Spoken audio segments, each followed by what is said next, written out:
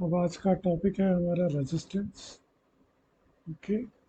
और ये रेजिस्टेंस हमें, ये वर्ड किसने हमें प्रोवाइड किया था, जो कि एक जर्मन फिजिसिस्ट थे, जॉर्ज साइमन ओम्स। उन्होंने रेजिस्टेंस हमें एक एक्सपेरिमेंट के थ्रू प्रोवाइड किया था। ठीक है, that is Ohm's law. Ohm's law में हम लोग देखेंगे कि क्या रिलेशन होता है। तो अब हमारे पास यहाँ पे दो चीज़ें रहेंगी जिनके बीच में हमारे जॉर्ज साइमन ओम्स ने रिलेशन प्रोवाइड किया था।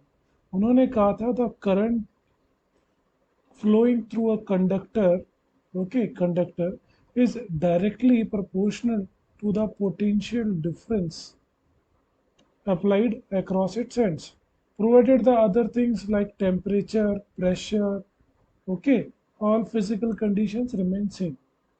इन वर्ड्स को भी ध्यान रखिएगा, सिर्फ टेम्परेचर, प्रेशर, वॉल्यूम ये सब हम कंसिडर करेंगे यहाँ पे, बाकी चीज़ों को नहीं।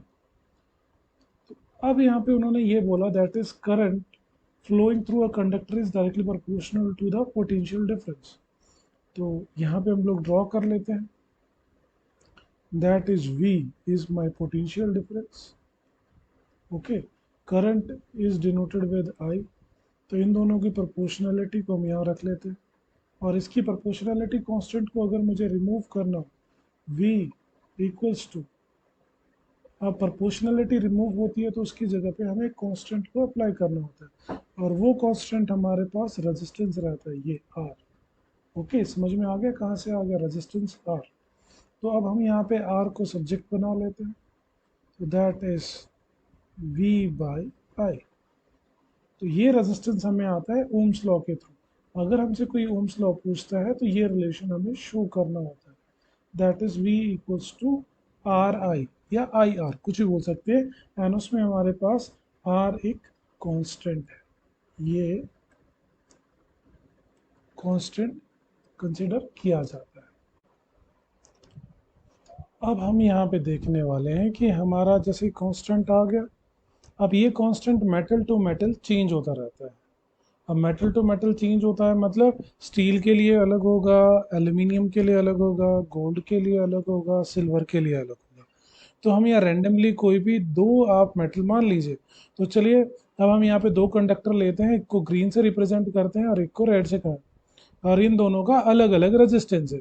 और हमें ये पता ही है, जैसे कि कंडक्टर 1 और कंडक्टर 2 लिखा हमने यहाँ पे, तो रेजिस्टेंस यानी कि अगर मैं एक को मान लेता हूँ, इसका R1 रेजिस्टेंस लिख लेता हूँ और इसका R2 रेजिस्टेंस, तो अब हमारे पास ये है कि दोनों अलग अलग रेजिस्टेंस है। ओके, तो यानी कि एक हमारे पास एल्यूमिनियम हो गया और एक हमारे पास कॉपर हो गया। और अगर मैं इन दोनों को ग्राफ के ऊपर रिप्रेजेंट करना चाहूँ तो यहाँ से दोनों लाइन्स को करते हैं, क्योंकि दोनों का हमारे पास रेजिस्टेंस अलग अलग आएगा, और ये एक लीनियर स्ट्रेट लाइन आती है। ओके, और ये जो लीनियर स्ट्रेट लाइन आती है इसको हम लोग ओमिक कंडक्टर्स बोलते हैं।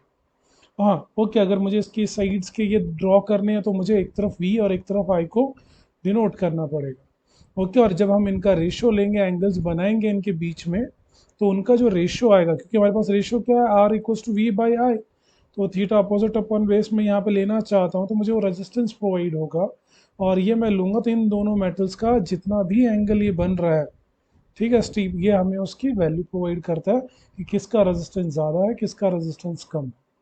ओके, तो इस तरीके से हम लोग यहाँ पे इनकी वैल्यूज़ को लेते हैं।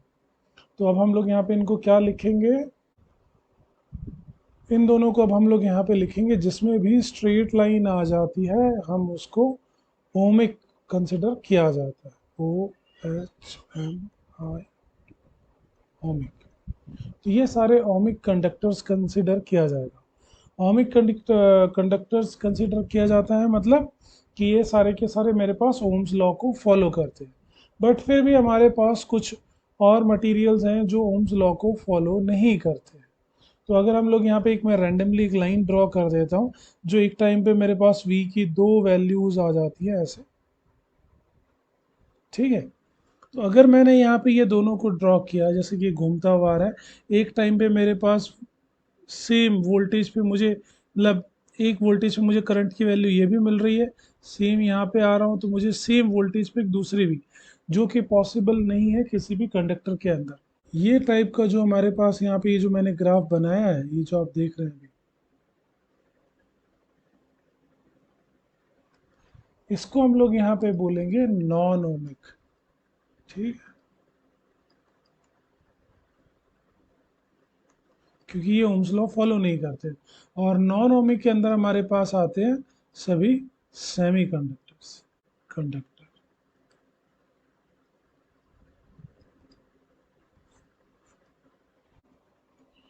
तो हमने सेमीकंडक्टर्स तक तो देख लिया यहाँ पे। अब सेमीकंडक्टर यानी कि जो नॉन ओमिक होते हैं। अब आइए आगे देख लेते हैं इनके एसआई यूनिट्स को। ओके, एसआई यूनिट क्या होती है इसकी? एसआई यूनिट्स होती है ओम्स। ठीक। और रेजिस्टेंस की यहाँ पे एक चीज़ और मैं बोलना चाहूँगा कि रेजिस्टेंस एंड रजिस्टर अलग अलग चीज़ है। रजिस्टर डिवाइस का नाम है। जैसे कि अगर मैं बात करता हूँ, मैंने ये रेजिस्टेंस कॉपर, कॉपर मैं यहाँ पे ले लेता हूँ, तो कॉपर का रेजिस्टेंस मेरे पास जो आता है वो ओम्स में लिखा जाएगा। अगर मैं कॉपर का अगर एक वायर कट करके यूज कर रहा हूँ, वो एक रजिस्टर कंसिडर किया जाएगा। ओके, तो ऐसा unit of resistance is ohms, जिसको ओमेगा से भी रिप्रेजेंट किया जाता है। ओके। और अगर कोई पूछे हमसे 1 ओम्स क्या होगा, तो जब हमारे पास 1 वोल्टेज अपॉन 1 एम्पियर आएगी वो कंसिडर किया जाएगा। और अब अगर हम सिंबल की बात करते हैं, सिंबल्स, तो रजिस्टर जिससे हम लोग उसको रिप्रेजेंट करते हैं वो हमारे पास आता है इस तरीके से। ये आ गया फिक्स रजिस्टर, ये और ये। और अगर वेरिएबल बनाना है तो हमें उसके बीच में से एक लाइन निकालनी पड़ेगी। तो वो देख लेते हैं यहाँ पे, देखिए ऐसे, और ये आ गया वेरिएबल। ओके, तो इसके अंदर से भी एक लाइन ड्रॉ कर देते हैं। तो ये वेरिएबल रेजिस्टेंस हमारे पास कंसिडर किया। तो रेजिस्टर एंड रेजिस्टेंस का आप डिफरेंस याद रखेंगे। जैसा हमने अभी ओम्स लॉ में देखा, V equals to I R, वही फॉर्मूला यहाँ पे। और हमने ये ध्यान से देखा कि V is proportional to I, क्योंकि अगर मैं V को इंक्रीज करता हूँ वोल्टेज को, तो I भी इंक्रीज होता है। और R हमारे पास रेजिस्टेंस है किसी भी मेटल प्लेट का, कंडक्टर का, जो हमारे पास यहाँ पे दी हुई है। तो ये फिक्स रहता है। अगर मैं V बढ़ाऊंगा तो I बढ़ेगा यहाँ पे। तो यहाँ देख लेते हैं, अभी इन्होंने यहाँ पे 4.5 वोल्ट दिया हुआ है। ये हमने सिमुलेशन ओपन किया हुआ है PHAT की साइट पे। तो आप ये देखिए, अभी मैं इसमें से V को इंक्रीज करके लेके जाता हूँ 9 वोल्ट, 9 तक लेगा, देखो आई बढ़ा। बट आपको लग रहा होगा कि आई तो बहुत कम राइज हुआ, ये ज़्यादा नहीं हुआ। बट वी के इक्वलेंट ही होगा। अगर मैं आई इंटू आर मल्टीप्लाई करूँगा तो वो 9 वोल्ट ही आएगा। ठीक है। तो यहाँ पे अगर हम कंडीशन रखते हैं कि मैं आर को कम करता हूँ, तो आप फिर वी के चेंज में देख सकते हैं। आप इन दोनों के देखिए साइज में आपको लग रहा होगा। लेट्स सी, मैं इसको अभी सबसे छोटा कर देता हूँ और आर की वैल्यू को छोटा कर देता हूँ। ओके, मैं आर की वैल्यू को अभी नीचे ले आता हूँ। Okay, done. मैंने आर को अभी ऑलमोस्ट, चलो, 200 के अराउंड रख दिया। अब मैं यहाँ पे इसका देखिए, अब मैं ग्रेजुअली भी इंक्रीज करूँगा। लास्ट टाइम से ज़्यादा आई की साइज देखिए इंक्रीज हो गई। अगर मैं आर छोटा करता जाऊँगा तो मेरा आई बढ़ता जाएगा, और इन दोनों का प्रोडक्ट मल्टीप्लाई करेंगे तो हमें सेम मिलेगा वी के प्रपोर्शन। और इसी फॉर्मूला से अगर हमें आई की वैल्यू निकालनी हो और हमारे पास गिवन आर हो तो हम निकाल सकते हैं। एक चीज़ और यहाँ पे आप देखिए, अब आप यहाँ पे देखिए ब्लैक ब्लैक डॉट्स देख सकते हैं। तो ये हमारे पास यहाँ रेजिस्टेंस है। अगर मेरे पास ये डॉट्स ज़्यादा हो जाएंगे, ज़्यादा भीड़ हो जाएगी, फिर इलेक्ट्रॉन्स इजीली मूव नहीं कर पाएंगे, तो हमारे पास यहाँ रेजिस्टेंस बढ़ जाएगा। अभी देखिए मैं इसको नीचे लेके आऊँगा तो ये सारे डॉट्स कम हो गए, और आई देखिए कितना ज़्यादा बढ़ गया। और सेम वे अगर मैं इसको ऊपर लेके जाता हूँ, मेरे पास मैक्सिमम रेजिस्टेंस हो जाता है, और आई देखिए कितना छोटा हुआ। तो ये वाई से वर्सा, बिकॉज अगर मैं आई को सब्जेक्ट बनाऊंगा तो वी अपॉन आर, और आर इन्वर्सली प्रोपोर्शनल रहता है। तो यहाँ पे हम लोग यहाँ पे वी को रख लेते हैं 3 वोल्ट पे। ठीक है। और आर को रखते हैं 100 पे, और इसका हम लोग यहाँ पे अभी कैलकुलेशन करके देखते हैं। ओके, तो आपको पता चलेगा कि उसकी वैल्यू हमारे पास सेम आ रही है कि नहीं आ रही है। ओके, तो हमने यहाँ पे इसको सेट कर दिया है। तो अब आप लोग देख सकते हैं V equals to I R, और मैं अगर बोथ साइड R से डिवाइड करता हूँ तो मुझे यहाँ पे क्या मिल जाएगा?